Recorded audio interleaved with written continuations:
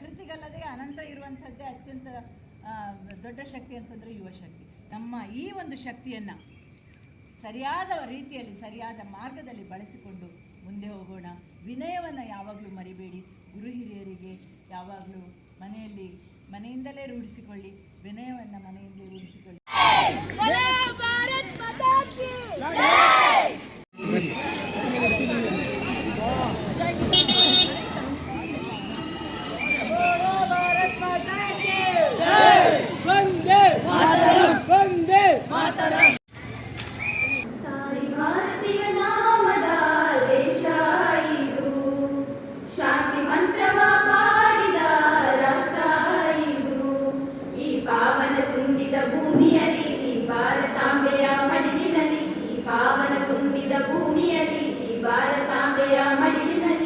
ಒಂದೇ ದೇಶದ ಒಳಗೆ ಕೋಟಿ ವೇಷ ಭಾಷೆ ಇದೆ, ಒಂದೇ ತಾಯಿಯ ಮಕ್ಕಳು ನಾವು ಎನ್ನುವ ಭಾವವಿದೆ.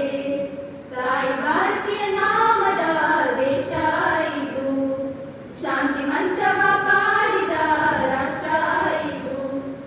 ನೂರು ನೂರು ನಮನಗಳು ಭಾರತ ಮಾತೆಗೆ, ಸತ್ಯ ಶಾಂತಿ ತ್ಯಾಗಗಳೇ ಸ್ವಾತಂತ್ರ್ಯದ ಪಾಲಿಗೆ.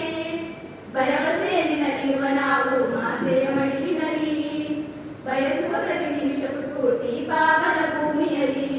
Respected headmaster, teachers and my dear friends, today is 15th August and we are celebrating 18th Independence Day of our country. I wish you all a very happy Independence Day to all. On 15th August 1947, India got freedom from the British rule. This day reminds us the sacrifices of our great freedom fighters whose efforts gave us independence.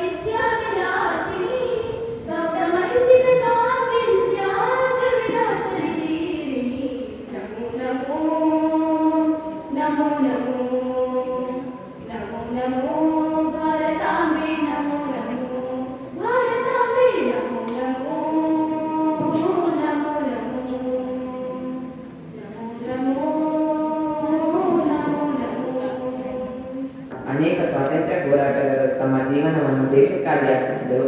Mahatma Gandhiji, Subhash Chandra Bose, Bhagat Singh, Sardar Vallabhbhai Patel, Jawaharlal Nehru ಸೇರಿದಂತೆ ಅನೇಕ ಮಹನೀಯರ ತ್ಯಾಗ. ಈ ಹೋರಾಟವನ್ನು ನಾವು ಸದಾ ಸ್ಮರಿಸಬೇಕು. ನಾವು ಇಂದು ಸೇವಿಸುತ್ತಿರುವ ಈ ಸ್ವತಂತ್ರ ಎಂಬ ಗಾಳಿಯ ಪ್ರತಿಯೊಂದು ಉಸಿರಿನಲ್ಲೂ ಅಂದು ನಮಗಾಗಿ ಪ್ರಾಣ ತ್ಯಾಗ ಮಾಡಿದ ಸಾವಿರಾರು ಕ್ರಾಂತಿಕಾರಿಗಳ ಬಲಿದಾನವಿದೆ.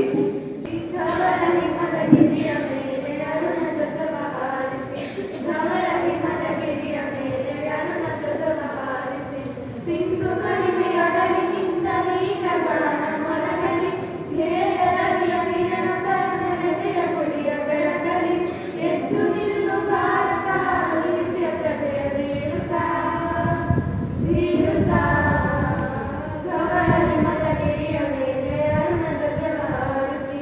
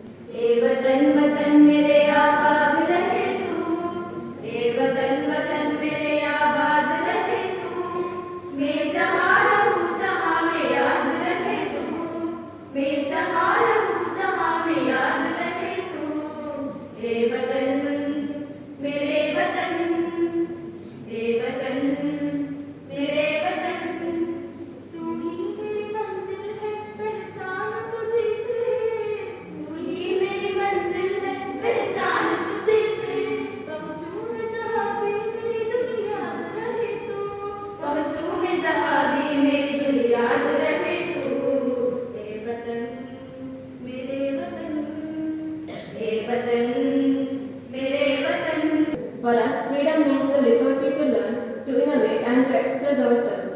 However, this freedom is incomplete without responsibility. Real patriotism isn't just about waving the Tiranga today and forgetting about it tomorrow. It lies in our country when we keep our neighborhoods clean, when we stand up for one another, when we respect our diverse cultures, and when we work hard to contribute